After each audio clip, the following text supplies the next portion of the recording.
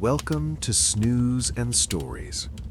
Close your eyes and let yourself drift back through time, across more than 2,000 years, to a world balanced on the edge of transformation, to a city that was once the intellectual center of the ancient world, where the greatest library ever assembled held the accumulated knowledge of centuries, where Greek philosophy mixed with Egyptian mysticism, where East met West in a dazzling synthesis of cultures.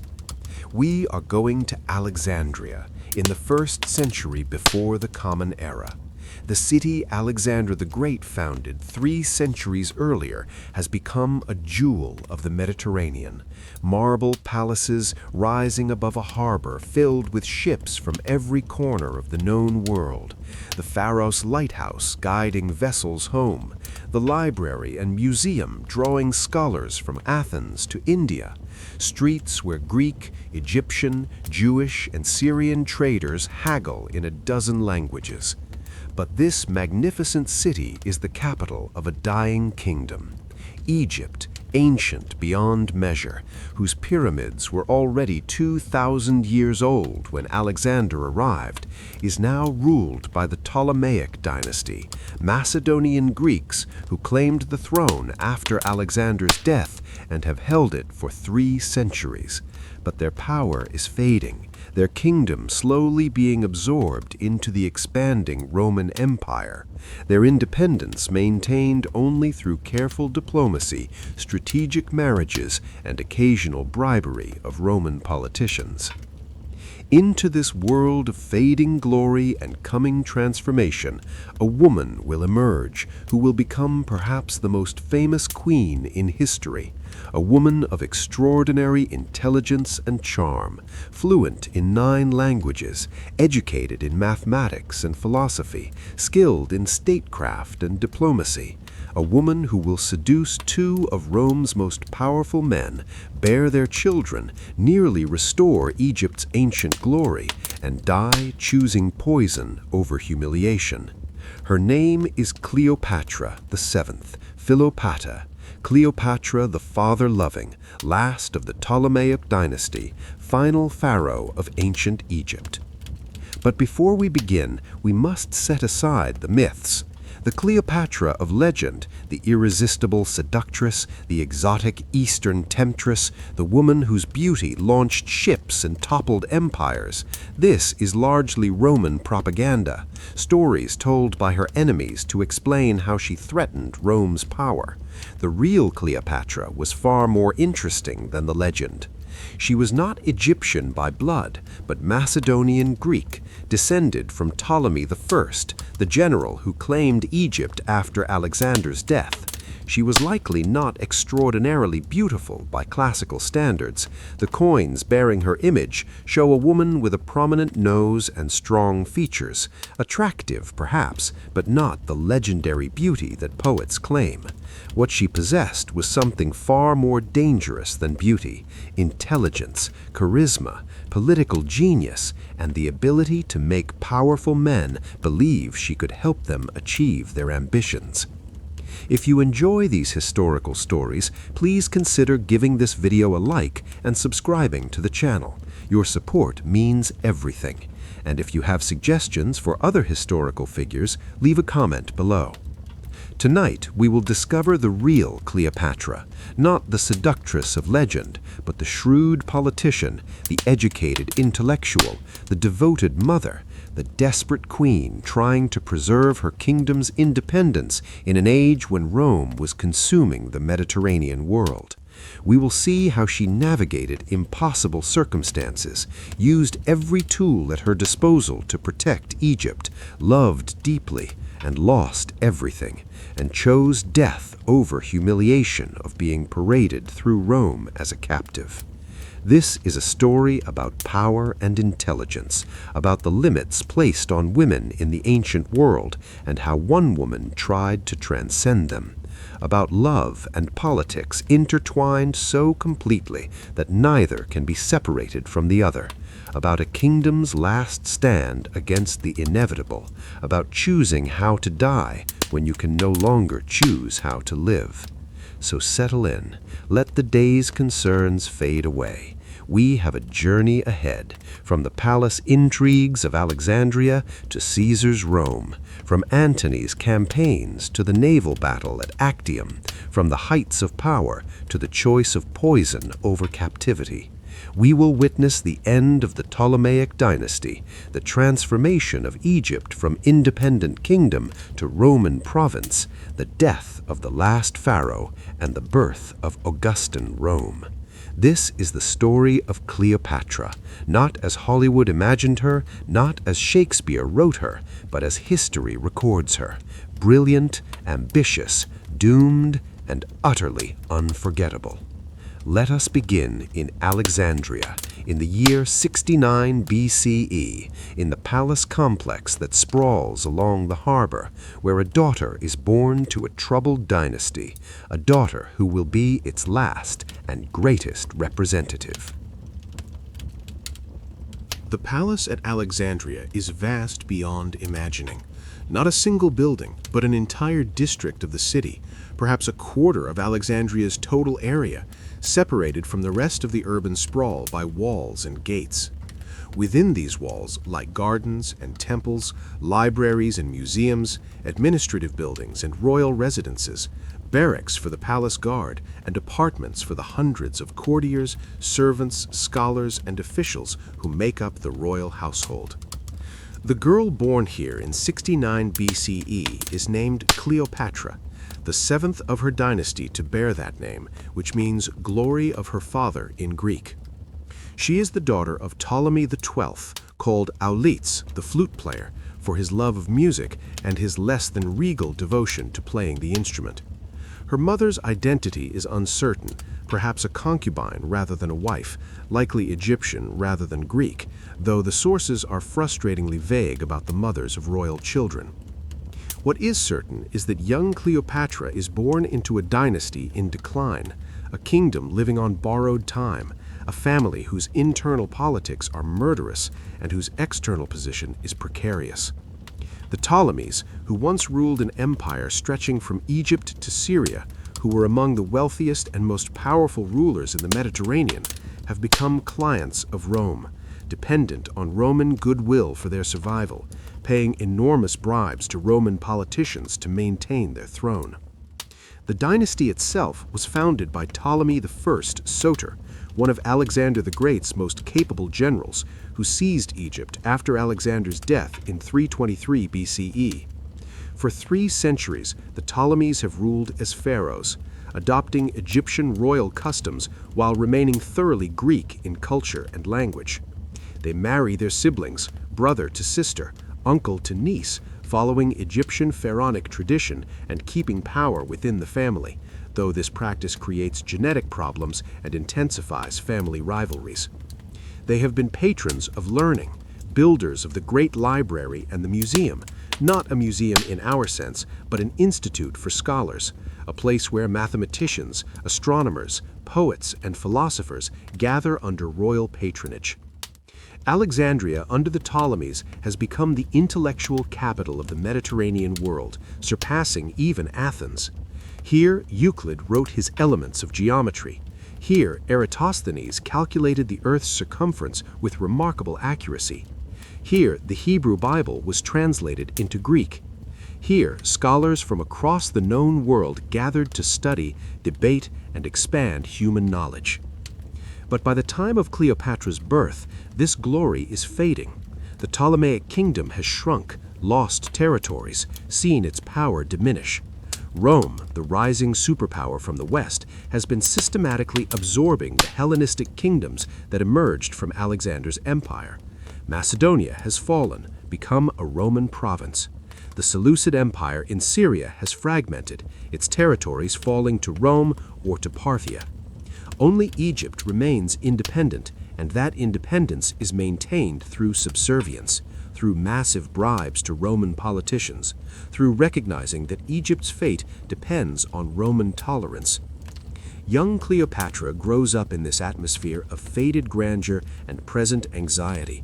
The palace is magnificent, the wealth still enormous, But everyone knows the kingdom survives only because Rome allows it to survive. That Egypt is too valuable, its grain feeds Rome's masses, and too dangerous to conquer directly, but that Roman tolerance could end at any moment. She is educated as befits a Ptolemaic princess, and her education is exceptional. The Ptolemies value learning, maintain the tradition of royal scholarship.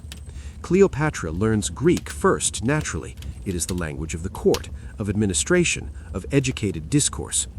But unlike most of her predecessors, she also learns Egyptian, the language of the vast majority of her subjects, the tongue spoken in the temples and villages throughout the Nile Valley.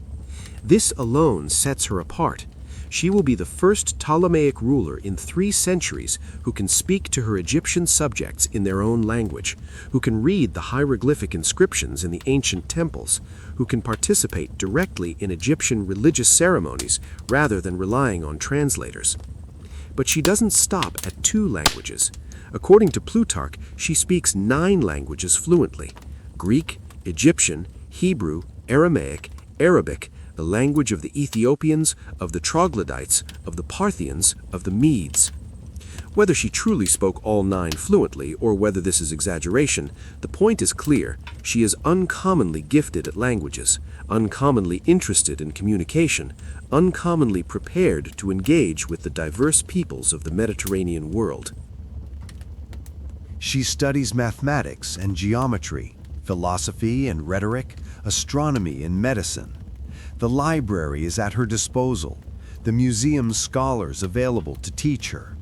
She learns about Alexander the Great, her dynasty's founder, about Greek philosophy from Plato and Aristotle, about the history of Egypt stretching back 3,000 years before her own time. She learns statecraft by watching her father navigate the treacherous waters of Roman politics, learns the importance of timing and presentation, learns that survival sometimes requires humiliation, but that humiliation is better than destruction. And she learns about family treachery. Ptolemaic politics are murderous. Siblings compete for power. Alliances shift constantly. Survival often requires eliminating rivals. Her father, Ptolemy XII, is himself a usurper, having seized power over rivals with weaker claims. Royal children grow up knowing that family members are potential threats, that affection is dangerous, that trust can be fatal. When Cleopatra is perhaps 11 years old, her father is driven from Egypt by Alexandrian mobs, angry at his subservience to Rome, at the taxes he imposes to pay bribes to Roman politicians, at his weakness and foreign dependence. He flees to Rome itself, seeking the help of the very power that his subjects resent, asking Roman politicians to restore him to his throne by force. This is humiliating but necessary. Egypt can no longer maintain its independence through its own power. The old empire is gone, the army diminished, the treasury depleted by bribes and mismanagement. Ptolemy XII understands that his throne depends on Roman support, that he must accept client status to survive at all. In Rome, he spends lavishly, bribes senators, makes promises. Eventually, he gains the support he needs. Aulus Gabinius, governor of Syria, is authorized to restore him, though at enormous cost. Ptolemy promises 10,000 talents, an almost unimaginable sum, roughly equal to Egypt's entire annual revenue for this service. Gabinius marches into Egypt in 55 BCE with Roman legions. Cleopatra is 14 now, old enough to understand what is happening, to see Roman soldiers in Egyptian streets, to witness her father restored by foreign force, to understand that Egyptian independence is a fiction, that Rome is the real power, that any Ptolemaic ruler exists only by Roman tolerance. Among the officers serving under Gabinius is a young cavalry commander named Mark Antony, just 28 years old, already distinguished as a soldier, already known for his charm and his appetites. He will play a crucial role in Cleopatra's life, but not yet. For now, he is simply one more Roman soldier in Egypt, helping to prop up a client king, helping to maintain Roman dominance. Ptolemy XII returns to his throne, but the restoration is stained with blood.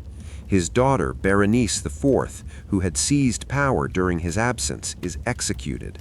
Other rivals are eliminated. The king who fled in disgrace returns as a tyrant, protected by Roman force, ruling through fear and foreign support. It is a lesson Cleopatra will never forget. Power requires force, survival requires flexibility, and Rome is the power that decides everything. She spends her teenage years watching her father try to maintain his throne, try to pay the enormous debt to Gabinius, try to balance Egyptian resentment against Roman demands.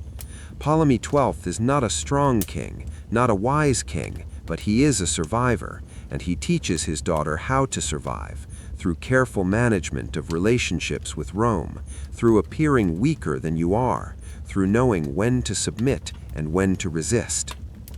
The palace during these years is a center of Hellenistic culture struggling to maintain relevance in a Roman world. Scholars still gather at the museum, though the best minds increasingly go to Rome rather than Alexandria. The library still holds its vast collection, though new acquisitions are rarer. The court still maintains Greek cultural traditions, still sponsors poetry and philosophy, still sees itself as the heir to Alexander's vision of Greek civilization spreading across the East. But increasingly, this is nostalgia rather than reality. The Hellenistic age is ending, the Roman age beginning. The independent kingdoms that emerged from Alexander's empire are falling one by one, absorbed into Rome's expanding dominion. Egypt is the last significant Hellenistic kingdom still independent, and its independence is nominal, maintained only through subservience. Cleopatra understands this better than most. She is intelligent, observant, educated in history and politics. She sees that the world is changing, that the old order is dying, that survival requires adaptation. She begins to form her own vision of how Egypt might navigate these dangerous waters, how a clever ruler might use Rome's own internal divisions to maintain Egyptian autonomy, how partnership with the right Roman might restore some of Egypt's ancient glory. She studies the Romans, these people who have conquered the Mediterranean world through military discipline and political organization. She learns about their republic, their senate, their generals who command vast armies, their civil wars that tear their state apart even as they conquer everyone else.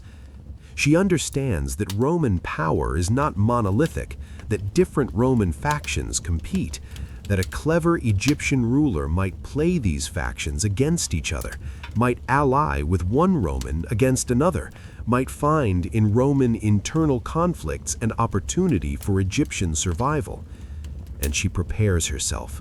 She learns languages to communicate directly with foreign leaders and peoples. She studies philosophy to understand how to construct persuasive arguments. She learns rhetoric to speak compellingly. She observes her father's court to understand statecraft. She knows she is not the heir. Her older sister Berenice was executed, but there are still brothers, and in Ptolemaic tradition and Egyptian custom, males inherit before females. But she also knows that Ptolemaic succession is never certain, that the throne goes to whoever can seize and hold it, that intelligence and ruthlessness matter more than birth order. She is preparing, consciously or not, for the opportunity that will come. In 51 BCE, when Cleopatra is 18 years old, Ptolemy XII dies. His will, deposited in Rome for safekeeping, declares that Cleopatra and her younger brother Ptolemy XIII, just 10 years old, should rule jointly as co-regents. They are to marry, following Ptolemaic tradition, though the marriage is ceremonial rather than real. He is a child, she is a young woman ready to rule. But the will also places Egypt under Roman protection, makes Rome the guarantor of the succession, gives Rome legal authority to intervene in Egyptian affairs. It is Ptolemy XII's final act of subservience, ensuring his children's throne by making it dependent on Roman approval. Cleopatra becomes queen. Cleopatra VII, Philopator, seventh of her name, co-ruler with her brother, Pharaoh of Egypt, inheritor of a throne 3,000 years old and of a kingdom living on borrowed time. She is young, untested, female in a world dominated by men, ruling a client kingdom dependent on Rome's goodwill. But she is also intelligent, educated, determined, and prepared. She has watched her father's humiliations and learned from them. She has studied the Romans and understands them better than most Ptolemies before her. She has a vision of how Egypt might survive, might even thrive in this new Roman-dominated world. She does not know yet that she will love two of Rome's greatest men, will bear their children, will nearly restore Egypt to greatness, will become the most famous queen in history, and will die choosing poison over captivity. But she is ready to begin the journey, ready to claim her throne, ready to navigate the treacherous waters of Ptolemaic politics and Roman power. The last act of the Ptolemaic dynasty is beginning. Cleopatra's reign, her loves, her ambitions, her triumphs, and ultimate tragedy, all of it lies ahead, waiting to unfold. The early months of Cleopatra's reign reveal immediately the challenges she faces. She is co-ruler with her brother Ptolemy XIII, but he is a child of 10, while she is a woman of 18. By right and logic, she should dominate the partnership, should be the real power behind the double throne. But Ptolemaic Egypt, for all its Greek sophistication and Egyptian traditions of powerful queens, still operates in a Mediterranean world where men hold power and women are expected to defer.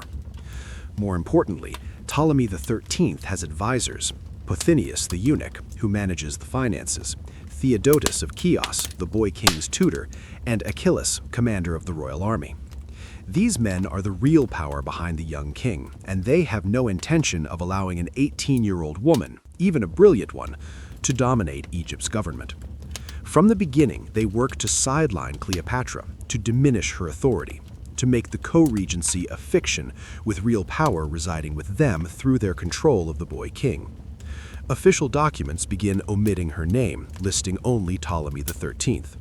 Coins are minted showing only the young king.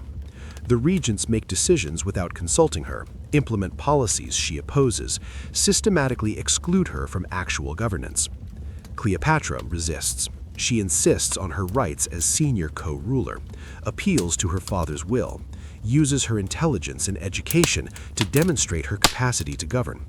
For a time, she seems to succeed. Some documents from the first year of their joint reign list her name first, a subtle but significant assertion of precedence. She issues decrees in her own name, makes public appearances, tries to build popular support, particularly among the native Egyptian population. And here, her knowledge of Egyptian proves invaluable. While previous Ptolemies ruled as foreign overlords, speaking only Greek, governing through translators, maintaining clear separation between the ruling class and the ruled, Cleopatra presents herself differently. She speaks Egyptian fluently, participates personally in Egyptian religious ceremonies, presents herself as Egyptian pharaoh as well as Greek queen, appeals to the ancient traditions of the land rather than just the recent Ptolemaic dynasty.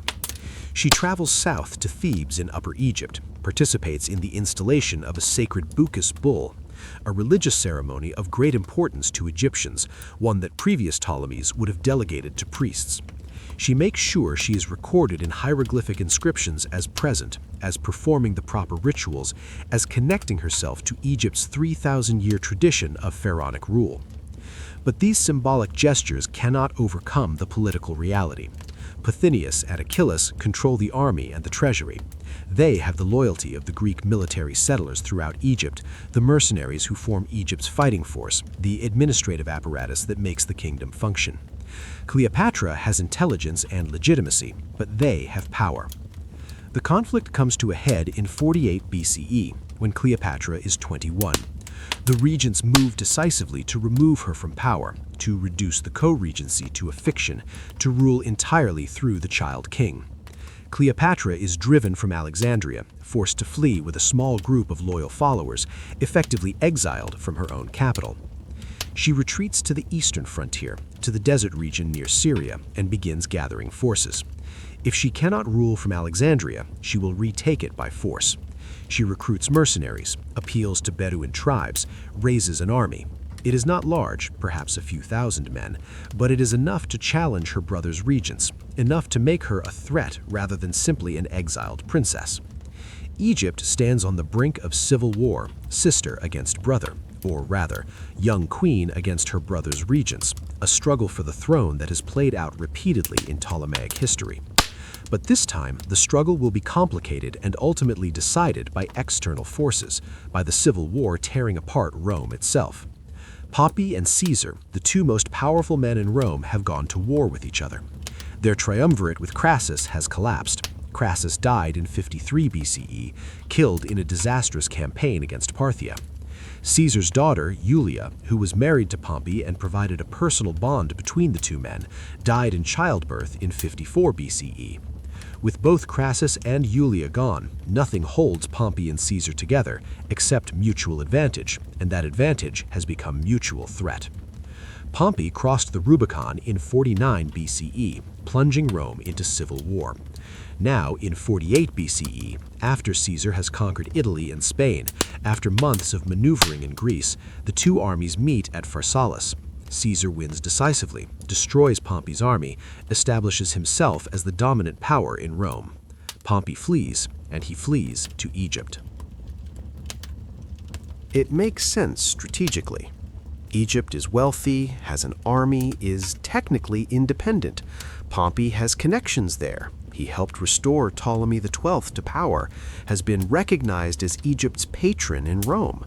He hopes the Egyptians will give him refuge, provide resources for continuing the war, offer a base from which to regroup and rebuild his forces. But Ptolemy XIII's regents face a terrible dilemma.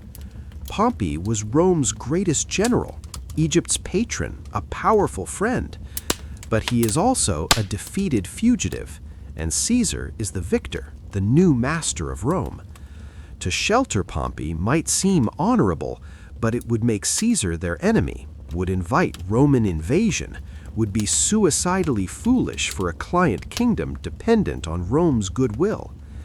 The regents make their decision with cynical clarity.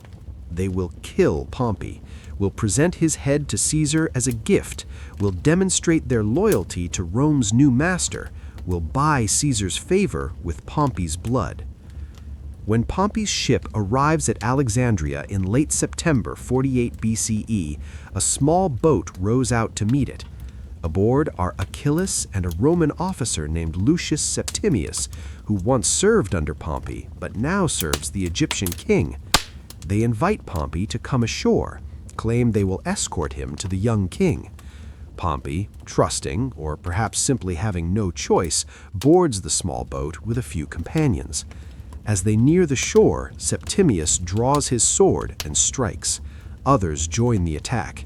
Pompey dies in the boat, murdered by men who once called him patron, killed before he can even set foot on Egyptian soil. His head is cut off, his body thrown into the sea.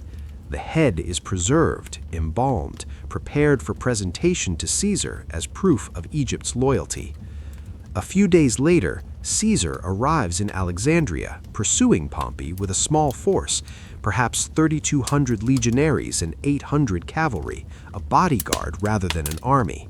He has been chasing Pompey across the Mediterranean, determined to end the civil war by capturing or killing his rival, by eliminating any possibility of continued resistance. The Egyptians present him with Pompey's head. They expect gratitude, expect to be rewarded for killing Caesar's enemy, expect Caesar to recognize their service and depart, leaving them to their own affairs. But Caesar weeps. Whether from genuine emotion, Pompey was once his ally, his daughter's husband, a great Roman who deserved better, or from political calculation, performing expected grief, or from horror at the dishonor shown to a Roman of Pompey's stature, he is not pleased. He orders Pompey's remains gathered and given proper burial, performs the rituals due to a deceased Roman magistrate, shows respect that the Egyptians failed to show. And he does not leave. Egypt owes money to Rome, those enormous debts Ptolemy XII incurred, bribes and loans that have never been fully repaid. Caesar demands payment. But more than that, he sees opportunity. Egypt is wealthy, strategically vital, in the midst of a succession crisis. Caesar can resolve that crisis, can decide who rules Egypt, can make the next pharaoh dependent on him personally rather than on Rome generally. He summons both claimants to the throne, Ptolemy XIII and Cleopatra, to appear before him. He will judge their dispute, will decide who rules Egypt, will impose Roman authority over this client kingdom in ways that make its dependence explicit. Ptolemy XIII is in Alexandria, surrounded by his advisors and his army, but Cleopatra is in the desert with her forces, effectively in rebellion, besieging Alexandria from the east.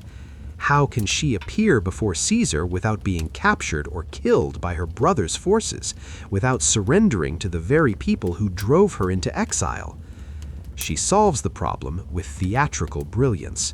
She has herself smuggled into Alexandria by ship at night, wrapped in a carpet or perhaps a bedroll, sources differ on the exact method, carried into the palace where Caesar is staying, then unrolled or unwrapped before him. It is audacious, dangerous, dramatic, exactly the kind of gesture calculated to impress a Roman who appreciates boldness. And it works. Caesar is captivated. Here is this young woman, she is 21, he is 52, who speaks to him in Latin or perhaps Greek, who understands Roman politics, who presents herself not as a supplicant but as a partner, who appeals to his vanity and his political interests simultaneously. She argues her case brilliantly. She is the rightful senior ruler, designated so by her father's will. Her brother is a child controlled by corrupt regents. She can govern Egypt effectively, can ensure stability, can make Egypt a reliable ally to Rome, to Caesar personally. She offers partnership, not subservience, a queen ruling with Roman support, maintaining order, providing grain and wealth, asking only that her legitimate rights be recognized. And there is attraction. Whether immediate or developing over the following days is unclear. Caesar has always been susceptible to intelligent women, has had numerous affairs throughout his life. Cleopatra is not the legendary beauty of later myth, but she is charming, quick-witted, sophisticated in ways that Roman women generally are not, exotic enough to be fascinating, Greek enough to be comprehensible. They become lovers. Whether that first night or soon after is unknowable, but certainly quickly. It is strategic on both sides, Cleopatra securing Caesar's support through every means available, Caesar indulging his appetites while securing a grateful ally. But it appears to be also genuine, at least in part. They spend hours in conversation, Cleopatra displaying her learning, Caesar sharing his plans and concerns, both finding in the other an intellectual equal rare in their respective worlds. Caesar summons Ptolemy XIII and his regents, announces his judgment. The co-regency will continue as Ptolemy XII's will specified. Cleopatra and Ptolemy XIII will rule jointly. Cyprus, which Rome had annexed years earlier, will be returned to Ptolemaic control, given to Cleopatra's younger sister Arsinoe and her youngest brother Ptolemy XIV.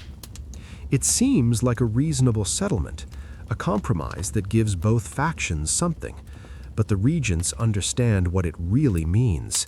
Cleopatra has won. With Caesar's support, she will dominate the co-regency, will be the real power in Egypt. Pothinus and Achilles have lost their bid to rule through the boy king. They respond with rebellion. Pothinus plots assassination. Achilles marshals the royal army, perhaps 20,000 soldiers, far outnumbering Caesar's small force. What follows is the Alexandrian War, a confused and brutal conflict fought in the streets and harbor of Alexandria, lasting from autumn of 48 BCE into the spring of 47 BCE. Caesar is besieged in the palace district, his small force surrounded by a hostile army and a hostile population. He sends for reinforcements, but they will take months to arrive. In the meantime, he must survive, must hold the palace district and harbor, must fight a defensive war against overwhelming odds. The fighting is desperate, close-quarters urban warfare. At one point, fighting in the harbor, Caesar has to swim to escape, holding his commentaries above water to save them, an image both practical and symbolic, the general who values his written words as much as his life. Ships are burned in the harbor. The flames spread to warehouses containing papyrus scrolls, destroying part of the Library of Alexandria's vast collection, an irreplaceable loss of ancient knowledge consumed by the flames of civil war. Cleopatra is with Caesar throughout, besieged alongside him, sharing the danger. Her sister, Arsinoe, however, joins the rebels, claiming the throne for herself, demonstrating that Ptolemaic family loyalty is always conditional. Young Ptolemy XIII is officially with the rebels, though as a child he is merely a figurehead manipulated by his advisors. The war drags on through winter. Pothinus is executed, caught plotting assassination. Reinforcements finally arrive in early 47 BCE, legions from Syria, troops from allied kingdoms, enough to break the siege and take the offensive. Caesar marches out of Alexandria, engages the Egyptian army in battle near the Nile, defeats them decisively. Ptolemy XIII dies in the rout, drowned in the Nile according to tradition, weighed down with his golden armor. Whether he fell, was pushed, or drowned accidentally hardly matters. At age 13 he dies, and with him dies his regent's plan to control Egypt. Caesar returns to Alexandria victorious. Arsinoe is captured, sent to Rome to be displayed in Caesar's eventual triumph, a princess in chains, a warning about the cost of opposing Rome. The surviving Ptolemaic siblings are Cleopatra and her youngest brother, Ptolemy XIV, now about 12 years old. Caesar arranges a new co-regency. Cleopatra and Ptolemy XIV will rule together. They marry, following Ptolemaic custom, though this marriage is even more clearly ceremonial than the previous one. Ptolemy XIV is a child, no threat to Cleopatra's power. With Caesar's backing and her brother's impotence, Cleopatra is finally the undisputed ruler of Egypt. And she is pregnant. By the spring of 47 BCE, it is obvious that Cleopatra carries Caesar's child, conceived during those intense months of shared danger during the Alexandrian War. In June of 47 BCE, she gives birth to a son. She names him Ptolemy XV Caesar, but everyone calls him Caesarion, Little Caesar. The birth cements her connection to Caesar, gives her a son who is half Roman, half Egyptian, who might someday unite both bloodlines, who represents a new vision of Mediterranean unity. It also complicates Caesar's life enormously. He has a wife in Rome, Calpurnia. He has no legitimate Roman heir. His only legitimate child, Julia, died years ago. And now he has a son in Egypt, born to a foreign queen, a son who cannot inherit in Rome, but nonetheless represents Caesar's bloodline continued. Before he returns to Rome to deal with remaining Pompeian forces in Africa and Spain, Caesar spends time with Cleopatra, supposedly cruising the Nile with her on a magnificent barge, traveling Egypt, seeing the ancient monuments, the temples, the pyramids. It is part vacation, part honeymoon, part political theater. the Caesar conqueror and Cleopatra the queen, traveling as partners, displaying their alliance to Egypt and to the world. But eventually, duty calls. Caesar must return to Rome, must finish the civil war, must govern the republic he has conquered. He leaves Egypt in spring of 47 BCE, leaving behind Cleopatra, now secure on her throne, backed by Roman force, mother of his son, Queen of Egypt, and his ally, his lover, his partner in reshaping the Mediterranean world. Cleopatra governs Egypt for the next year and a half with newfound confidence and security. She is 22 years old, sole ruler in all but name. Her brother, Ptolemy XIV, is co-regent ceremonially, but exercises no real power. Backed by Caesar's authority, mother of his son, queen of a kingdom that has regained some of its ancient prestige through alliance with Rome's master. She rules well. Unlike many Ptolemies before her, she takes personal interest in administration, in the economic health of her kingdom, in the welfare of her subjects. She reduces taxes on farmers struggling with poor Nile floods, implements policies to encourage agriculture and trade, maintains the army that Caesar left behind as a garrison, balances the budget that her father left in shambles. And she presents herself as genuinely Egyptian pharaoh, not merely Greek monarch. She participates in Egyptian religious ceremonies, makes offerings at ancient temples, has herself depicted in traditional pharaonic regalia in temple reliefs. In one inscription at Hermonthis, she is shown making offerings to the sacred Bukis bull, styled as the female Horus, the mistress of the two lands, using titles that connect her to Egypt's most ancient traditions. But her thoughts turn often to Rome, to Caesar, to the question of what their partnership means beyond Egypt. In 46 BCE, she receives an invitation that will change everything. Caesar invites her to Rome. It is unprecedented.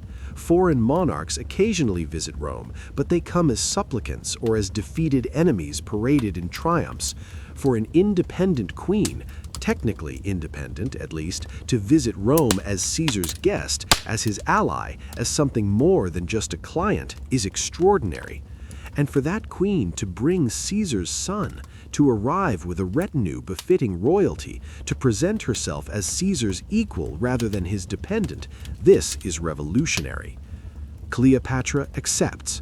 Perhaps she has no choice. Caesar's invitation is probably more command than request, but perhaps she also sees opportunity to strengthen her alliance with Caesar, to secure Egypt's position, to introduce Caesarion to Roman society, to present herself on the greatest stage in the Mediterranean world.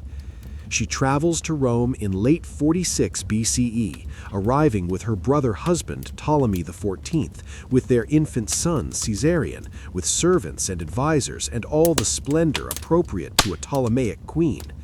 Caesar installs her in his villa across the Tiber, outside Rome's formal boundaries. She cannot stay within the city itself without complicating her diplomatic status, but the villa is magnificent, comfortable, close enough to be convenient.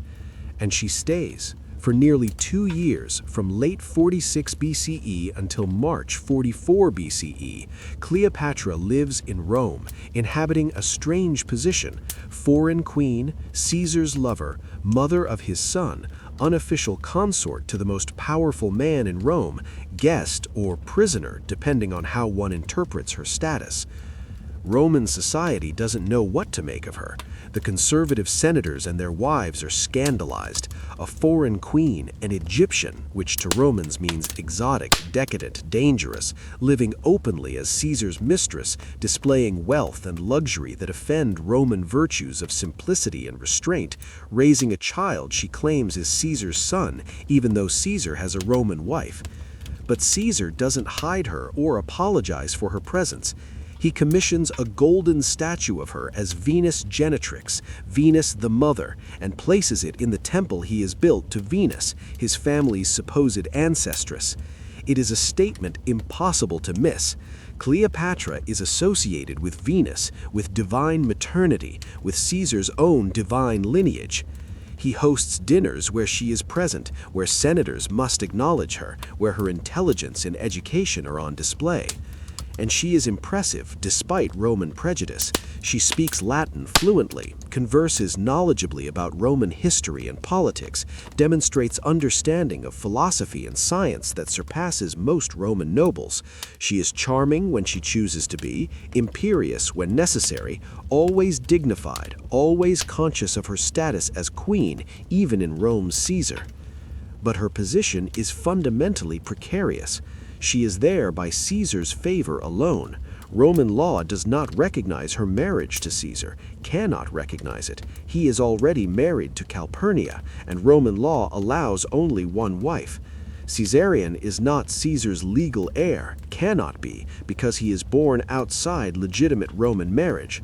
Despite the golden statue, despite Caesar's obvious affection, despite the time they spend together, Cleopatra's status is ambiguous, unofficial, dependent entirely on one man's will.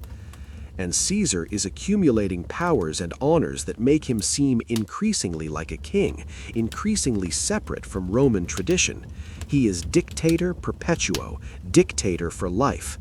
He controls the Senate through appointments, the elections through nominations, the army through personal loyalty. His face appears on coins, his statue in temples, his birthday is made a public holiday. He accepts honors that blur the line between mortal and divine, between first citizen and monarch. This makes Cleopatra's presence even more problematic. Romans fear that Caesar wants to be king, and here is a queen in his house, a son she calls Little Caesar, a golden statue depicting her as goddess. It looks like preparation for dynasty, for monarchy, for the end of the republic. And Cleopatra, by her very presence, becomes a symbol of what Romans fear: foreign influence, Eastern decadence, the corruption of Roman virtue by Greek luxury and Egyptian gold. She witnesses Caesar's triumphs when they are finally celebrated in 46 BCE, the 4 successive triumphs over Gaul, Egypt, Pontus, and Africa. It is Roman imperial pageantry at its most spectacular: legions marching in perfect formation, captives in chains, including her sister Arsinoe, displays of wealth and conquered territories, Caesar himself riding in a gilded chariot, receiving the adulation of the crowd. Seeing Arsinoe displayed in chains must be painful, bitter, complex. Arsinoe is her sister, but she is also a rival who sided with the rebels during the Alexandrian War, who claimed the throne for herself. Her humiliation in Caesar's triumph is both family tragedy and political necessity, both victimization of a fellow woman and elimination of a competitor for power. Cleopatra also witnesses Caesar's reforms. He is not just accumulating power, but using it, reshaping Rome's government and society. The calendar reform that will bear his name, the expansion of the Senate with new members from throughout Italy and even Gaul, the reduction of debt, the redistribution of grain, the planning of new colonies, libraries, public works, ambitious infrastructure projects. It is governance on a scale Rome has rarely seen, one man's vision imposed on a republic that has become an empire. And she talks with him, late into the night perhaps, about governance and power, about how to manage vast territories, about Egyptian administrative traditions that might inform Roman practice, about the challenges of ruling diverse populations, about the vision of Mediterranean unity, Greek culture and Roman power and Egyptian wealth combined into something new. Caesar is planning new campaigns. Despite being 56 years old, despite years of warfare, despite governing an empire, he is planning to invade Parthia, to avenge Crassus's defeat, to conquer the East as Alexander did. He is assembling legions, making preparations, intending to depart in March of 44 BCE for years more of campaigning. Does Cleopatra encourage this? Does she see opportunity? Caesar gone for years, leaving her to consolidate power in Egypt, perhaps to extend Egyptian influence eastward in his wake? Or does she fear it?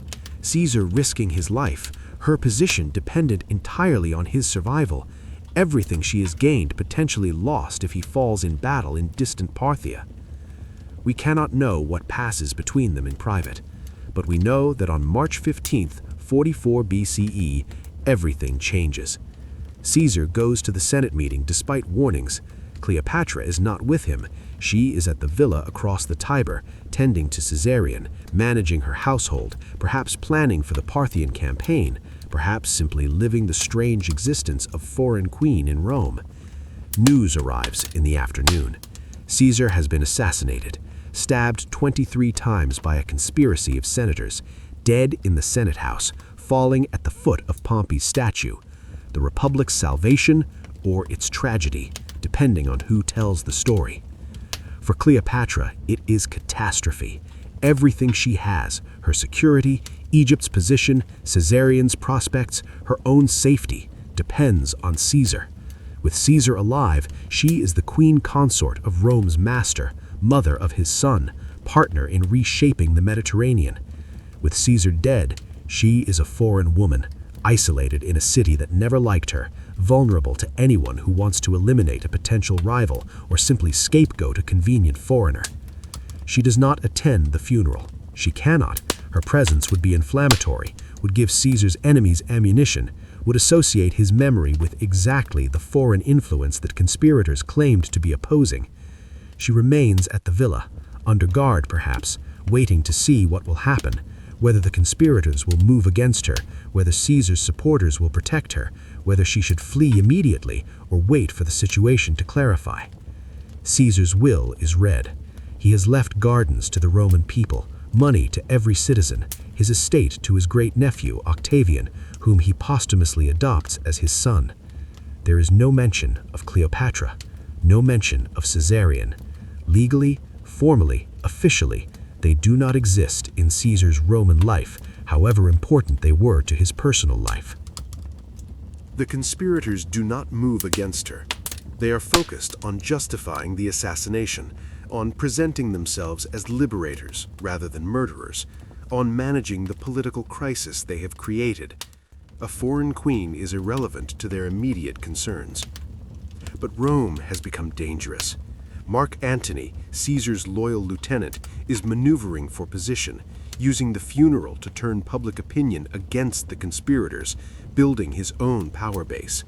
Octavian, Caesar's heir, is arriving in Rome, claiming his inheritance, proving far more capable than his 18 years suggest. The city is tense, violent, unpredictable. Cleopatra makes her decision. She will return to Egypt. There is nothing more for her in Rome, no reason to stay now that Caesar is dead, every reason to leave before the situation deteriorates further. She gathers her household, makes arrangements, prepares for departure. Before she leaves, she ensures that Caesar's golden statue of her remains in the temple of Venus Genetrix. It is a statement, a claim. She was important to Caesar. Caesarion is his son. Egypt's alliance with Rome was based on personal connection as well as political advantage. The statue stays, bearing witness long after she is gone. She sails from Ostia in April 44 BCE, perhaps 8 weeks after Caesar's assassination. She takes with her Ptolemy XIV, Caesarion, her servants and advisors, her memories of nearly 2 years in Rome, her grief for Caesar, and her determination to secure Egypt's independence by whatever means necessary. The voyage back to Alexandria must be filled with reflection. She is 25 years old, has been Caesar's lover, has borne his son, has witnessed the end of the Roman Republic, has seen the man who restored her to power assassinated by the very senators he pardoned. She has learned that power is fleeting, that alliances with powerful men are dangerous, that Rome is both opportunity and threat. And she must plan for Egypt's future in a world where Rome is descending into civil war again, where Caesar's assassination has solved nothing, where his heirs will fight for his legacy. Egypt must navigate these dangerous waters, must choose the right side in the coming conflict, must find another powerful Roman to ally with, or must somehow maintain independence despite being surrounded by Roman power. Shortly after her return to Alexandria, Ptolemy XIV dies. The sources are vague about the cause, perhaps illness, perhaps accident, perhaps poison administered on Cleopatra's orders. He was never a real co-ruler, always a ceremonial figurehead, but while he lived, he represented a potential alternative, someone Cleopatra's enemies might rally around. His death is convenient for Cleopatra, suspicious in its timing. She elevates Caesarion to be her co-ruler. Ptolemy 15 Caesar, 3 years old, becomes official pharaoh alongside her mother. It is both practical, securing the succession within her direct bloodline, and symbolic, emphasizing her connection to Caesar, presenting her son as heir to both Egyptian and Roman greatness. But her position is precarious. Egypt is wealthy but weak, dependent on Rome yet threatened by Rome, needing powerful allies yet vulnerable to those allies' demands. Caesar is dead. The Republic is collapsing into civil war, and Cleopatra must decide who to support, who to oppose, how to ensure Egypt's survival in a Mediterranean world convulsing with violence. She does not know yet that she will love again, will bear 3 more children to another Roman, will nearly restore Egypt to greatness, will lose everything in a naval battle, will die choosing poison over captivity. But she is preparing, consciously or not, for the next phase of her reign, for the partnership that will define her final years, for the love and the war and the tragedy that still await her. The years following Caesar's assassination are chaotic for Rome and anxious for Egypt. Cleopatra watches from Alexandria as Caesar's heirs fight for his legacy, as the Republic tears itself apart in another civil war, as the Mediterranean world convulses with violence and political upheaval. The conspirators, Brutus, Cassius, and the others who called themselves liberators, control the East initially, raising armies, claiming to defend Republican liberty against tyranny, but Caesar's supporters organize opposition. Mark Antony, Caesar's loyal lieutenant, controls much of the West, and Octavian, Caesar's adopted heir, claims his inheritance and builds his own power base, proving far more capable than anyone expected from an 18-year-old. Initially, Antony and Octavian are rivals, competing for Caesar's legacy, nearly coming to war with each other, but pragmatism prevails. Their common enemies are stronger. They form an alliance, bringing in Lepidus as a third partner, creating the Second Triumvirate, a legal dictatorship by 3 men, granted absolute power to restore order and pursue Caesar's assassins. And they pursue them with systematic brutality. They issue prescription lists declaring hundreds of senators and equestrians enemies of the state, confiscating their property, offering rewards for their deaths. It is Sulla's method, the method Caesar rejected, now implemented by men claiming to avenge Caesar. Among the proscribed is Cicero, the great orator, who tried to play the triumvirs against each other, who wrote eloquent attacks on Antony. He is hunted down and killed, his head and hands displayed in the forum, a warning about the cost of opposing the triumvirs. For Cleopatra, this period requires careful navigation. Egypt must choose sides, but choosing wrong means destruction. Cassius, controlling Syria, demands Egyptian ships in support. The triumvirs, preparing to fight Cassius and Brutus, also make demands. Cleopatra tries to avoid commitment, pleads that Egypt is too poor, too weak, too troubled by famine and internal problems to provide substantial aid to either side. It is a delicate dance, maintaining nominal neutrality while actually preparing to support whoever emerges victorious. She sends some ships to the triumvirs, but claims most are destroyed by storms, convenient excuse that cannot be easily verified. She avoids making enemies while also avoiding binding commitments. In October 42 BCE, the decisive battle comes at Philippi in Macedonia. The triumvirs' forces, commanded by Mark Antony and Octavian, face the liberators' army led by Brutus and Cassius.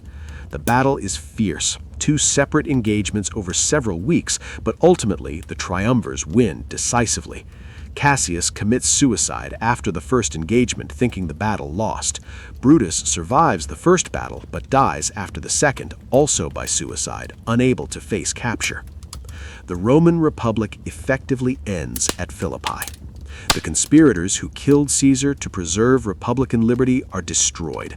The triumvirs who avenged Caesar have absolute power, and now they must divide the Roman world between them, must govern the empire they have conquered through civil war. They partition the territories. Octavian takes the west, Italy, Gaul, Spain. Lepidus gets Africa, a lesser position that acknowledges his lesser contribution, and Antony takes the east, Greece, Asia Minor, Syria, and effective oversight of Rome's client kingdoms, including Egypt. It is a logical division based on the men's strengths. Octavian is the politician, better suited to managing Italy and its complex politics. Antony is the soldier, experienced in the East, known and respected by the legions stationed there, capable of managing the rich provinces that must provide resources for repaying Caesar's veterans and funding future campaigns. But it also means that Cleopatra's fate is now tied to Mark Antony. He is the Roman authority who will decide Egypt's status, who must be cultivated and managed, who has the power to preserve or destroy her kingdom. And he has summoned her to meet him at Tarsus in Cilicia in the summer of 41 BCE. The summons is not friendly. Antony suspects Cleopatra of supporting Cassius, or at least of insufficient support for the triumvirs. He wants explanations, assurances of loyalty, perhaps tribute or territorial concessions. She is being called to account, to justify her conduct during the civil war, to demonstrate that Egypt deserves to remain independent under her rule. But Cleopatra is not the uncertain young woman who met Caesar 4 years ago. She is 28 now, has ruled Egypt for a decade, has survived palace coups and civil war, has borne Caesar's son, has witnessed the assassination of her lover and patron, has navigated the dangerous waters of Roman politics through careful diplomacy. She understands power, understands men, understands theater. She decides that if she must meet Antony on his terms, she will do so on her terms, with splendor and drama that will shift the power dynamic, that will make her not a supplicant but a partner, not a client queen begging favor, but an equal choosing to grant an audience. The journey up the coast from Alexandria to Tarsus takes weeks. Cleopatra uses every day to prepare, to plan, to ensure that her arrival will be unforgettable. She commissions a barge of legendary magnificence, not a warship or a merchant vessel, but a floating palace, a theatrical production designed to dazzle and overwhelm. According to Plutarch, whose description has become the stuff of legend, the barge's stern is gilded, its purple sails billow in the wind, its silver oars keep time to the music of flutes and pipes. The deck is shaded by canopies of gold cloth, and Cleopatra herself reclines beneath these canopies, dressed as Venus, or as Isis, or as Aphrodite, the sources vary, attended by boys dressed as cupids who fan her, by women dressed as sea nymphs who work the oars and manage the rigging. It is deliberate theater, conscious myth-making. She is presenting herself as divine, as the goddess of love arriving to meet the god of war. For Antony likes to present himself as Dionysus, the god of wine and theater and ecstatic release. She is claiming equality through divine imagery, turning a summons from a superior into a meeting between equals, between god and goddess. The barge sails up the Cydnus River toward Tarsus. Word spreads through the city. The Egyptian queen is arriving, in splendor beyond anything seen before, dressed as a goddess, sailing in magnificence. The crowds gather along the riverbank to watch, to marvel, to witness this spectacle. Even Antony's own people abandon him to see Cleopatra's arrival. Antony has invited her to dinner. She sends word he should dine with her instead. It is a power move, reversing the expected dynamic, making him come to her rather than her going to him. And Antony, intrigued or perhaps already captivated, accepts. The dinner aboard the barge is spectacular. The food, the decorations, the entertainment, all designed to display Egyptian wealth and sophistication, to show that Egypt is rich and powerful, that Cleopatra is a queen worth courting rather than a client worth bullying. and Cleopatra herself is the main attraction. Charming, witty, intelligent, speaking to Antony in Greek or perhaps Latin, engaging him in conversation about military campaigns, about politics, about philosophy and history. Antony is different from Caesar in almost every way. Caesar was controlled, calculating, intellectual, always aware of his image and his legacy. Antony is passionate, impulsive, given to excesses of drinking and celebration, more emotional and less disciplined. He is 42 years old to Cleopatra's 28, still vigorous and capable, but beginning to show the effects of decades of campaigning and indulgence.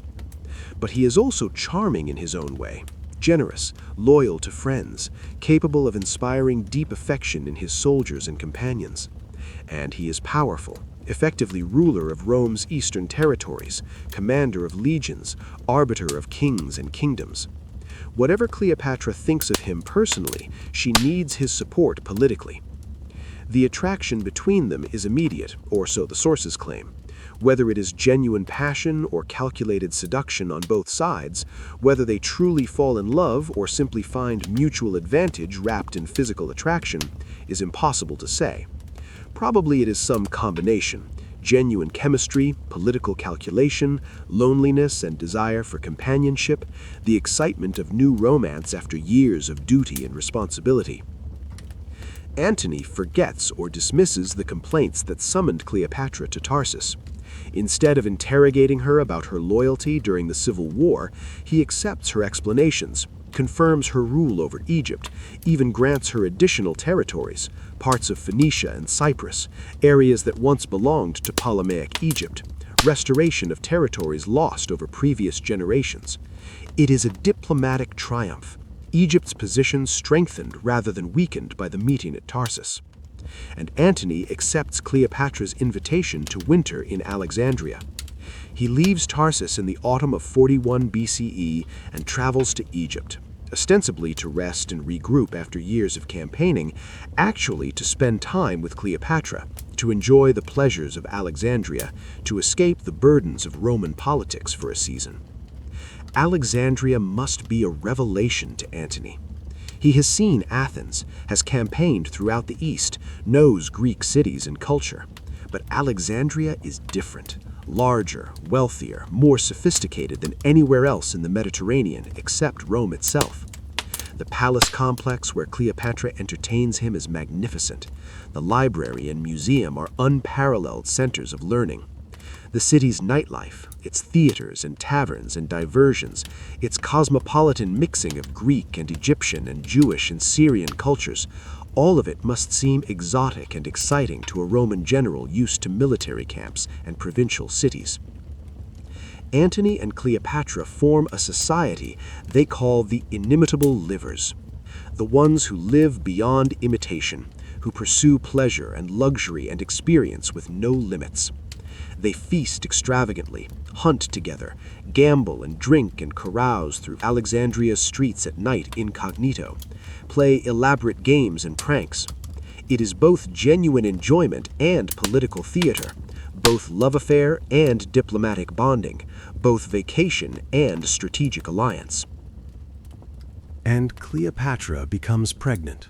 By the summer of 40 BCE, she is carrying Antony's children, twins, as it will turn out, Alexander Helios, Alexander the sun, and Cleopatra Selene, Cleopatra the moon. The names are symbolic, cosmic, suggesting that these children unite East and West, sun and moon, the greatness of Alexander with Egyptian divine kingship. But Antony cannot stay in Alexandria forever. Duty calls, as it always does. His wife Fulvia, back in Italy, has stirred up war against Octavian, partly to protect Antony's interests, partly to force Antony to return to Rome, to stop dallying in Egypt with Cleopatra. The war goes badly for Fulvia, and Antony must return to deal with the political crisis to prevent his partnership with Octavian from collapsing entirely. He leaves Alexandria in early 40 BCE, promising to return, leaving behind a pregnant Cleopatra. Whether he knows she is pregnant when he departs is unclear, but he leaves nonetheless, called back to Roman politics, to the triumvirate's internal tensions, to the never-ending work of managing an empire. In his absence, Cleopatra gives birth to the twins in late 40 BCE. She raises them in Alexandria, along with Caesarion, who is now about 6 years old.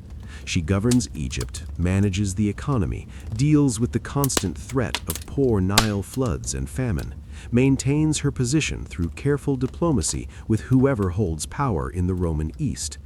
And she waits. Antony is in Rome, dealing with crises. Fulvia dies in 40 BCE, removing one complication but creating others. To maintain his alliance with Octavian, to prevent another civil war between the triumvirs, Antony marries Octavian's sister, Octavia, in 40 BCE. She is virtuous, respected, the ideal Roman matron. The marriage is political, meant to bind Antony and Octavian together through family ties to ensure the triumvirate's stability. For Cleopatra, this must be painful and frustrating. She is Antony's lover, mother of his children, but she is not his wife, cannot be his wife by Roman law, which forbids Romans from marrying foreigners. Octavia is the wife, the legitimate partner, the one with legal status. Cleopatra is the foreign queen, the mistress, the one whose children are illegitimate by Roman standards. 4 years pass. Antony remains in the Roman world, governing the east from Athens and Syria, campaigning against Parthia, trying to achieve the military glory that eluded Caesar. He lives with Octavia, who bears him 2 daughters. He seems to have forgotten or set aside his Egyptian interlude, his winter with Cleopatra, his twins growing up in Alexandria. But in 37 BCE, the political situation changes. Antony needs resources for his Parthian campaign, money, ships, supplies.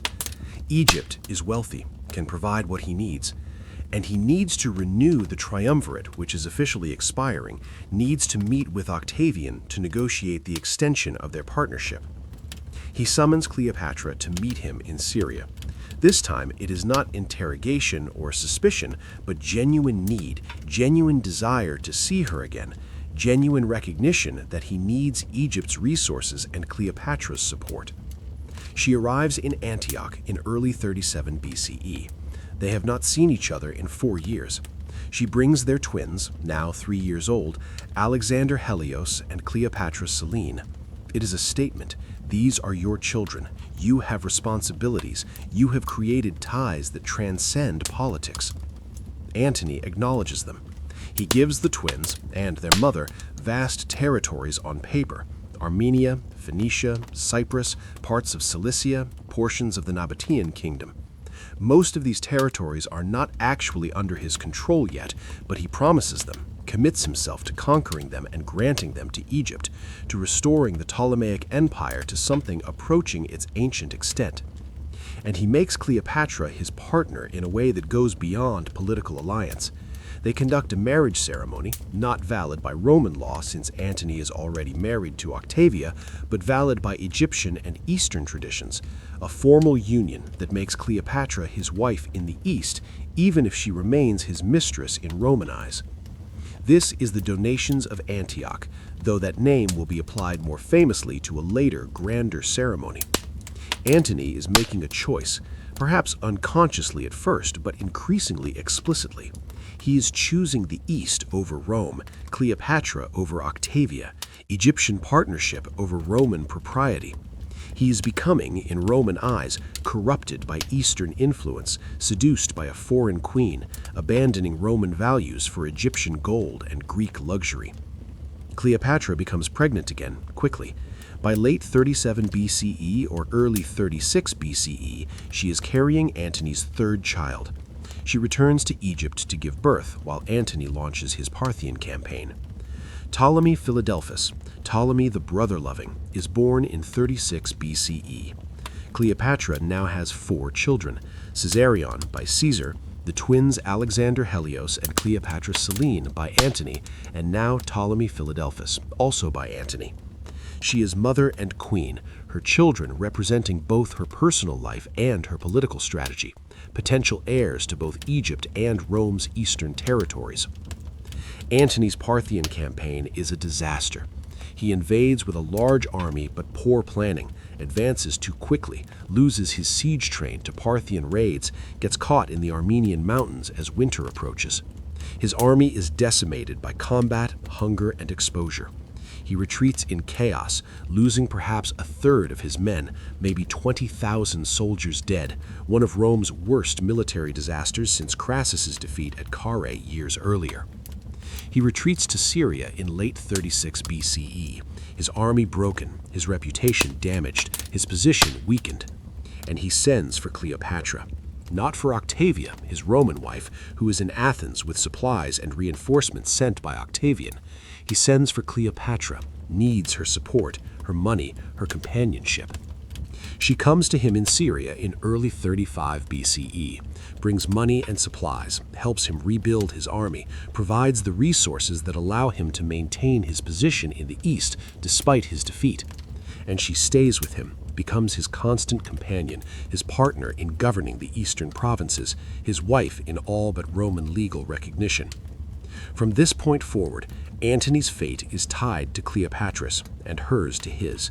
They will rule the East together, will have one more moment of triumph in the donations of Alexandria, will face Octavian in the final civil war that determines Rome's future, will lose everything at Actium, will die together in Alexandria. But for now, in 35 BCE, they are rebuilding, planning, preparing for the campaigns and the confrontations that will define their final years together. The years 35 and 34 BCE see Antony attempting to restore his military reputation, to achieve victories that will offset the disaster of his Parthian campaign, to demonstrate that he remains Rome's greatest living general, despite his defeat. He campaigns in Armenia, successfully this time, conquering the kingdom and capturing its king Artavasdes. It is not Parthia, the great prize that eluded him, but it is something, a victory to celebrate, a conquered king to display, proof that he can still win wars. And he determines to celebrate this victory not in Rome, where tradition demands that triumphs be held, but in Alexandria. It is a revolutionary decision, a break with centuries of Roman custom. Triumphs belong to Rome, are celebrated in Roman streets before Roman crowds, are the highest honor the Republic can bestow. To hold a triumph elsewhere is to suggest that elsewhere matters as much as Rome, that the center of power has shifted, that Antony sees himself as ruling an eastern kingdom rather than serving the Roman state. In the autumn of 34 BCE, Antony enters Alexandria in triumph. He processes through the city's streets with the captured Armenian king in chains, displays the spoils of war, presents himself as triumphant general before Alexandrian crowds rather than Roman ones. Cleopatra watches from a golden throne, dressed in the regalia of Isis, the Egyptian goddess with whom she has increasingly identified herself. The message is clear. Antony and Cleopatra rule together. Egypt and Rome's east are united under their joint leadership. Alexandria rivals Rome as the center of Mediterranean power. But the triumph, spectacular as it is, proves to be merely the prelude to something even more dramatic, more controversial, more fateful for Antony and Cleopatra's future. Shortly after the triumph, Antony stages what will become known as the Donations of Alexandria, a ceremony that will be depicted by Octavian's propaganda as the moment when Antony betrayed Rome for Egypt, when he chose foreign queenship over Roman service. The ceremony is held in the Gymnasium of Alexandria before a vast crowd. Thrones are erected on a silver platform, 2 large thrones for Antony and Cleopatra, smaller thrones for her 4 children. Antony appears dressed as Dionysus, the god with whom he identifies. Cleopatra wears the robes of Isis, the divine queen, mother goddess of Egypt. Their children are arrayed in royal regalia appropriate to their respective assignments. And Antony makes proclamations that will echo through Roman politics, that will give Octavian the ammunition he needs to turn Roman public opinion decisively against his rival. He declares Cleopatra to be Queen of Kings, alongside Caesarion, whom he proclaims King of Kings. Titles that assert supremacy over other monarchs that claim precedence throughout the Eastern Mediterranean. He declares Caesarion to be truly the son of Julius Caesar, legitimate heir to Caesar's bloodline, a direct challenge to Octavian, who is Caesar's adopted son, but not his blood son, whose claim to Caesar's legacy rests on legal adoption rather than biological descent. And he assigns vast territories to Cleopatra's children with him. Alexander Helios, now 6 years old, receives Armenia, Media, and Parthia, territories mostly not yet conquered, but promised for future conquest. Cleopatra Selene, his twin, receives Cyrenaica and Libya. Ptolemy Philadelphus, just 2 years old, receives Syria and Asia Minor. These are not merely symbolic titles, but claimed territories, lands that Antony is promising to conquer and deliver to these children, creating a Ptolemaic empire that would stretch from North Africa through the Near East to the borders of Parthia. It is a vision of reorganizing Rome's eastern territories along dynastic rather than republican lines, creating a network of kingdoms under Ptolemaic control, with Egypt as the center and Cleopatra as the queen above all queens. It is Alexander the Great's empire recreated, but under Egyptian rather than Macedonian rule, with Cleopatra's children as regional monarchs under her supreme authority. For Cleopatra, this is the culmination of her ambitions, the restoration of Ptolemaic glory that she has worked toward throughout her reign. Her children are kings and queens, her kingdom is promised expansion to rival the greatest extent of Ptolemaic power. She herself is recognized as supreme monarch of the East, partnered with Rome's most powerful general, mother of children who will inherit the Mediterranean world. But for Rome, or rather for Octavian and those Romans who fear Antony's eastern entanglements, the donations of Alexandria represent everything dangerous about Antony's relationship with Cleopatra.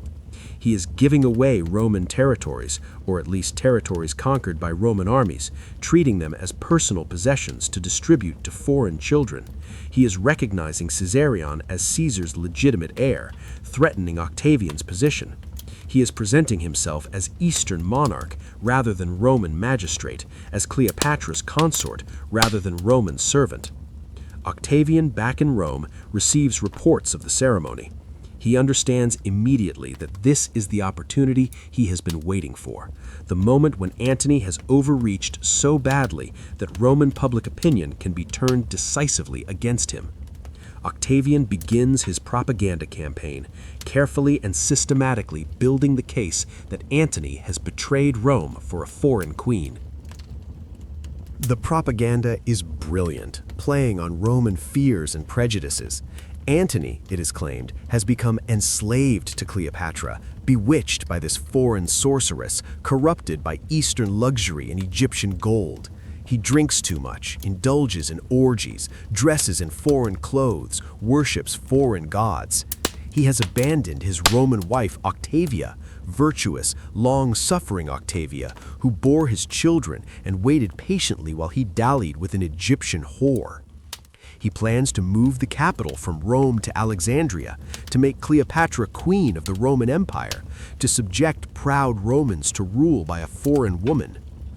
Much of this is exaggeration or fabrication, but it is effective. Romans are genuinely worried about Antony's relationship with Cleopatra, genuinely concerned about what his Eastern orientation means for Rome's future. Octavian shapes and amplifies these concerns, turns them into conviction that Antony must be stopped, that he has become Rome's enemy rather than its servant. Antony's position deteriorates through 33 and 32 BCE. His supporters in Rome defend him, but the momentum is against him. His marriage to Octavia becomes a political liability. She is living in Athens, maintaining his household there, raising their children, presenting the image of devoted Roman wife abandoned for a foreign mistress. Eventually, Antony formally divorces her, sending her back to Rome, making his break with Octavian explicit and his commitment to Cleopatra undeniable. The triumvirate has expired, is not renewed. Octavian and Antony are no longer partners, but rivals, heading inevitably toward war. Each accuses the other of betraying the Republic, of pursuing tyranny, of serving personal ambition over Roman interests. But Octavian has the better argument, or at least the more effective propaganda. Antony has gone native, has been corrupted by the East, serves a foreign queen rather than Rome. In 32 BCE, Octavian makes his masterstroke. He seizes Antony's will from the Vestal virgins who hold it in sacred trust, a violation of religious protocol, but effective politics. He reads it publicly in the Senate, or claims to read it, revealing provisions that confirm Roman fears. Antony wants to be buried in Alexandria with Cleopatra, wants his children by her to inherit Roman territories, recognizes Caesarion as Caesar's true heir. Whether the will actually contains these provisions, or whether Octavian embellishes or fabricates, is unclear and ultimately irrelevant. The political effect is devastating. Romans who supported Antony abandon him. Public opinion turns decisively against him. The Senate strips Antony of his powers and his authority. But Octavian is careful about how he frames the coming conflict. He does not declare war on Antony, does not want this to appear as yet another Roman civil war. Instead, the Senate declares war on Cleopatra. Egypt is the enemy, the foreign threat. Cleopatra is the danger, the sorceress who has bewitched Antony, the foreign queen who threatens Roman independence. The war is presented as Rome against Egypt, West against East, civilization against barbarism, not Romans fighting Romans, but Rome defending itself against foreign conquest. It is brilliant framing because it allows Antony's soldiers to see themselves as defending Rome from external threat rather than fighting fellow Romans, allows Octavian to position himself as defending the Republic rather than pursuing civil war, and makes Cleopatra the central villain rather than Antony, who is merely her victim. For Cleopatra, this is both recognition and catastrophe. She is finally being taken seriously as a threat, acknowledged as a powerful monarch commanding resources that rival Rome's. But she is also being made the scapegoat for a Roman civil war, blamed for divisions she did not create, presented as seductress and sorceress rather than as the intelligent political actor she actually is. She and Antony prepare for war, understanding that everything now depends on military victory. They assemble a massive force, perhaps 500 ships, perhaps 75,000 infantry, perhaps 12,000 cavalry, combining Roman legions loyal to Antony with Egyptian forces, recruiting from throughout the East, creating an army and navy that should be formidable enough to contest with Octavian. They establish their base in Greece, at Actium on the western coast, controlling the entrance to the Ambracian Gulf.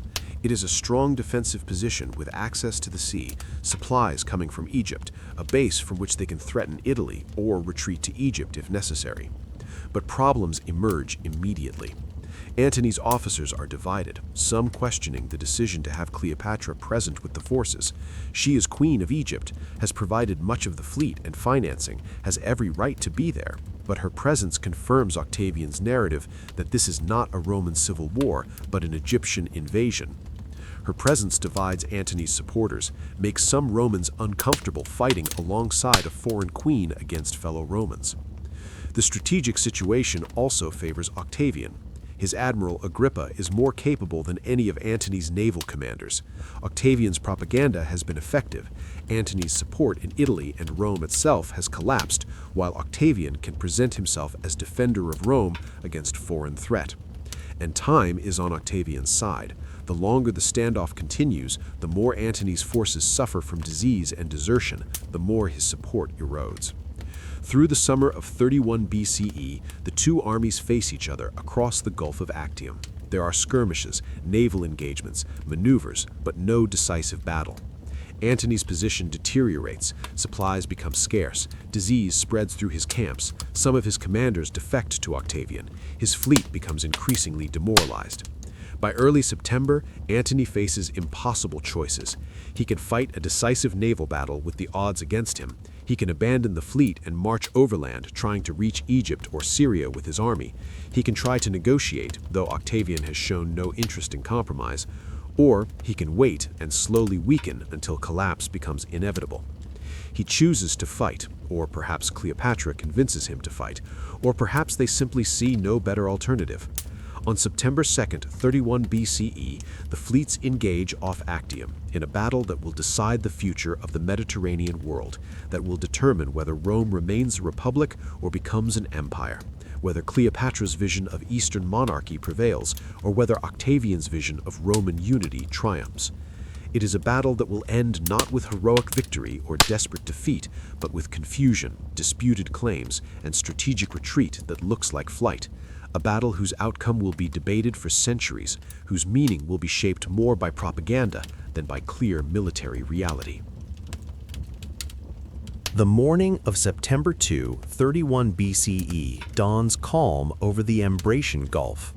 The two fleets face each other across the water, Antony and Cleopatra's forces inside the Gulf, Octavian's blocking the entrance to the open sea. The battle everyone has been anticipating for months is finally about to begin. Antony's plan, as best we can reconstruct from confused and partisan accounts, is not simple frontal assault, but strategic breakout. His fleet includes Cleopatra's Egyptian squadron, perhaps 60 ships laden with treasure, carrying the wealth needed to continue the war if this battle goes badly. The goal may be to break through Octavian's blockade, to reach the open sea, to retreat to Egypt where Antony can regroup, raise new forces, continue the struggle from a secure base. The battle begins in early afternoon. Antony's ships row out from the Gulf toward Octavian's line. The fleets maneuver, seeking advantage, testing each other's formations. Antony's ships are larger, more heavily built, designed for carrying marines and fighting as floating fortresses. Octavian's fleet, commanded by the capable Agrippa, consists of lighter, more maneuverable vessels designed for ramming and quick strikes. The fighting is confused, scattered across several miles of water. Ships grapple and board, marines fight on decks, rams splinter hulls, fires break out. It is brutal, close-quarters warfare, the Mediterranean Sea churning with oars and wreckage and drowning men. And then, in the midst of the battle, Cleopatra's squadron raises sails and heads for open water.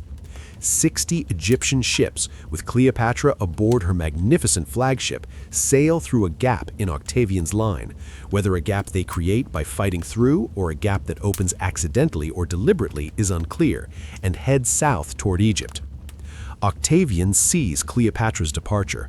Without hesitation, he transfers from his flagship to a smaller, faster vessel and follows her, leaving behind the bulk of his fleet still engaged in battle, abandoning his men to follow the Egyptian queen. This moment, Cleopatra fleeing, Antony following, will be remembered and interpreted for centuries. Octavian's propaganda presents it as proof of Antony's enslavement to Cleopatra, his abandonment of duty for sexual obsession, his cowardice in fleeing battle while his men fight and die. The image is powerful, the Roman general abandoning his soldiers to follow his foreign mistress in headlong flight, choosing love over honor, choosing survival with Cleopatra over death with his men. But the reality may be more complex. If the plan was always to break out rather than fight to the finish, then Cleopatra's departure with the treasure makes strategic sense, preserving resources for continuing the war from Egypt. Antony following her may be executing the plan rather than abandoning his duty. The battle is not going well. Staying to die with his ships achieves nothing if the cause can be continued elsewhere. But whatever the plan or the reasoning, the effect is catastrophic. With Antony and Cleopatra gone, with their flagship departed, the fleet's morale collapses. Some ships continue fighting, some try to follow Antony and Cleopatra, some surrender, some are captured or burned. By evening, Antony's fleet is destroyed, perhaps 300 ships lost, thousands of men killed or captured, the entire naval force that took years to assemble, eliminated in a single afternoon. Antony's army, watching from shore, is stunned. Their general has fled, their fleet is destroyed.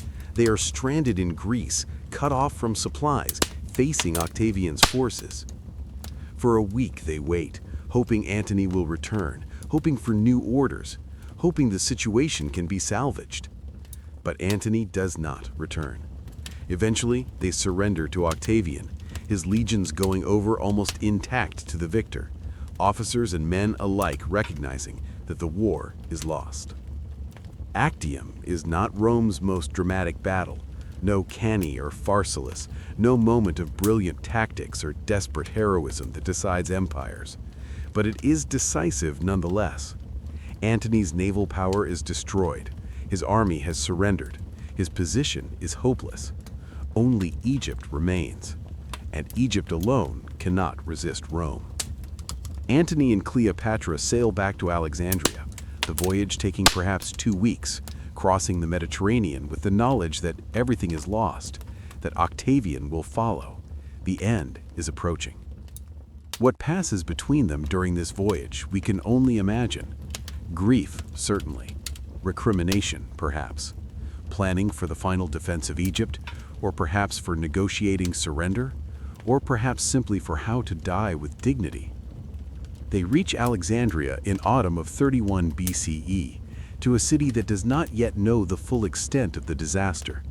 Cleopatra enters the harbor displaying victory decorations, maintaining the fiction that ACTIUM was a triumph rather than a catastrophe. But the truth cannot be hidden long. Antony descends into depression, retreats from public life, drinks heavily, builds himself a small dwelling on a pier extending into the harbor, a hermitage where he can brood on defeat, calling it his Timonium after Timon of Athens, the misanthrope who rejected all human society. Cleopatra is more practical. She begins planning for every contingency, for continued resistance, for negotiation with Octavian, for escape to India or elsewhere beyond Roman reach, for suicide if capture becomes inevitable. She has her treasury prepared, has ships made ready, has poison tested on condemned prisoners to determine which provides the quickest, least painful death. She also tries to negotiate. She sends messages to Octavian, offers to abdicate in favor of her children, offers tribute and submission, asks only that her children be allowed to inherit Egypt, that the Ptolemaic dynasty continue under Roman suzerainty. Octavian's responses are vague, non-committal. He wants Egypt, wants its wealth, wants to parade Cleopatra in his triumph. He has no interest in preserving Ptolemaic rule when annexing Egypt directly will fill Rome's treasury and secure the grain supply that feeds its masses. The year 30 BCE opens with Antony and Cleopatra in Alexandria, isolated and waiting for the inevitable. Octavian is securing his position, consolidating control of Antony's former territories, preparing methodically for the final campaign. He is in no hurry. Time is on his side. Antony and Cleopatra are trapped. Egypt cannot threaten him. He can take his time and approach from a position of overwhelming strength. They try to maintain some semblance of normal life, even of celebration. They disband the inimitable livers and form a new society, the partners in death. Those who will die together, who will face the end with courage and companionship.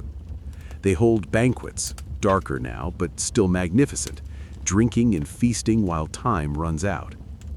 Antony rouses himself from depression occasionally, tries to organize defense, sends his remaining forces to guard the approaches to Egypt. But it is futile. When Octavian finally moves in summer of 30 BCE, advancing simultaneously from Syria and from Libya, Antony's forces collapse without significant fighting. His commanders defect, his soldiers desert, even his cavalry goes over to Octavian almost intact. Alexandria is defenseless. On August 1st, 30 BCE, Octavian's forces reach the outskirts of the city. Antony makes one final attempt to fight, leads a sortie against Octavian's cavalry, achieves some minor success, but it is meaningless, a gesture of defiance rather than effective resistance. Cleopatra has withdrawn to her mausoleum, a tomb she has been building, a structure designed to house her sarcophagus and the treasures she wants to take to the afterlife. She bars the doors, takes with her only 2 of her most faithful servants, her maidservants Iris and Charmian, and sends word to Antony that she is dead. Why does she do this? Perhaps to spare him the pain of seeing her captured. Perhaps to free him to negotiate his own survival without worrying about her. Perhaps simply because she is exhausted, ready for death, wanting to control her end rather than waiting for Octavian to decide her fate. Antony, receiving word of Cleopatra's death, sees no reason to continue. If she is dead, everything is lost, all meaning gone. He follows the Roman tradition, takes his sword, calls on his servant Eros to help him, but Eros, unwilling to kill his master, kills himself instead. Antony, left to do it himself, stabs himself in the stomach, the traditional Roman suicide, though not always immediately fatal. But he botches it, or perhaps the wound is not immediately mortal. He lies bleeding, in terrible pain, and then word arrives. Cleopatra is not dead, is in the mausoleum, wants to see him. Servants carry Antony to the mausoleum. Cleopatra will not open the doors, fears soldiers might force entry, so they haul Antony up the side of the building, through a window in the upper story, lifting a dying man while he bleeds and groans.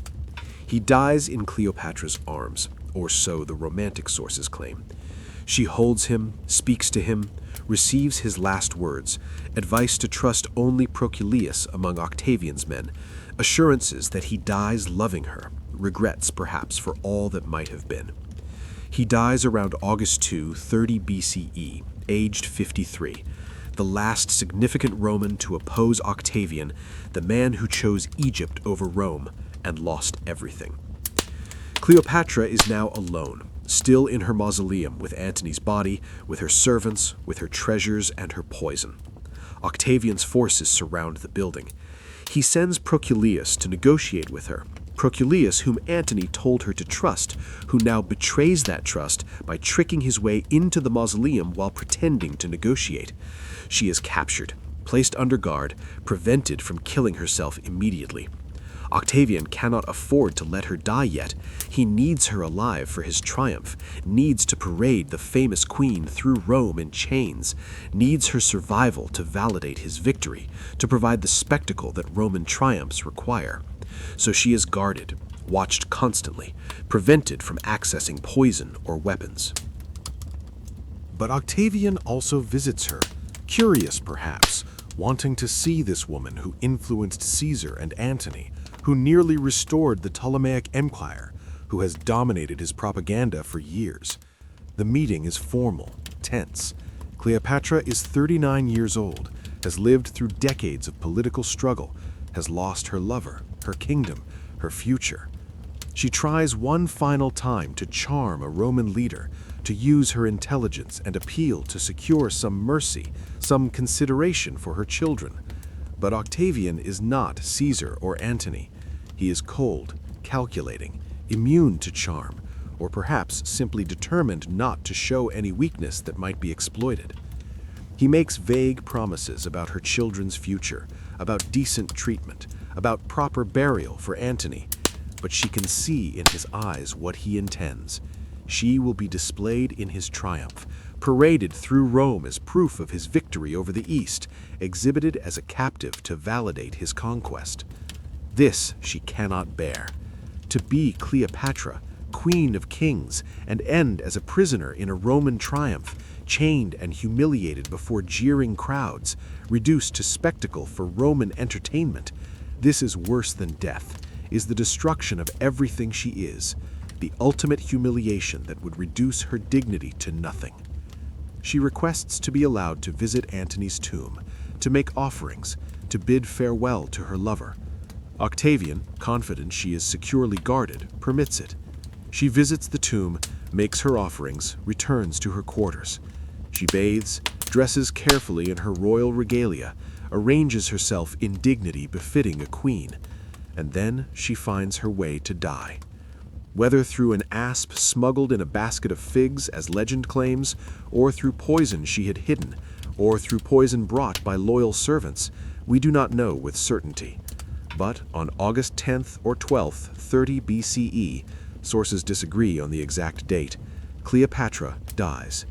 She is 39 years old, has ruled Egypt for 21 years, has loved two of Rome's greatest men, has borne 4 children, has nearly restored her kingdom to greatness, has lost everything, and has chosen death over humiliation.